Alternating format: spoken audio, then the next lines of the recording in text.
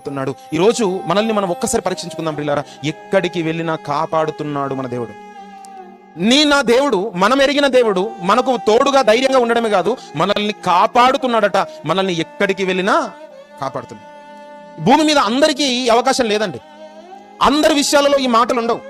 దేవుడు ప్రపంచం అంతటిని సంరక్షిస్తున్నాడు. ఈ నేల, ఈ నింగి, గాలి, నీరు, వెలుతురు ఇవన్నీ లేకుంటే మనుషులు బ్రతకరు. ఇవన్నిటిని సర్వమానవాళి కొరకు కాపుదల వేరు, దేవుని పిల్లలకున్న కాపుదల వేరు. విషయాన్ని మనం గుర్తుంచుకోవాలి. ఆయన సమస్త విషయాలలో నిన్ను కాపాడుతూనే ఉన్నాడు. నీ ప్రయాణాలలో కాపాడుతున్నాడు, నీ యొక్క దైనందిన జీవితంలో కాపాడుతున్నాడు, నీ పనులలో కాపాడుతున్నాడు.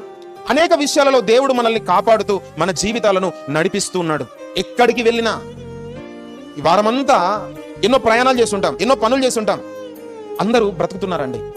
మనలాంటి ప్రయాణాలు చేసిన వాళ్ళే, మనలాంటి పనులు చేసిన వాళ్ళే ఎంతో మంది ఈ లోకాన్ని విడిచి వెళ్ళిపోతున్నారు కదా. మనకన్నా ఆరోగ్యవంతులు, మనకన్నా జ్ఞానవంతులు, ధైర్యవంతులు, మనకన్నా ఆస్తిపరులు ఎంతో మంది లోకాన్ని విడిచిపెట్టి వెళ్ళిపోతున్నారు కదా. దేవుని కాపుదల లేకుండా నీ జీవితంలో, నా జీవితంలో ఒక క్షణాన్ని మనం అనుభవించగలుగుతున్నామా?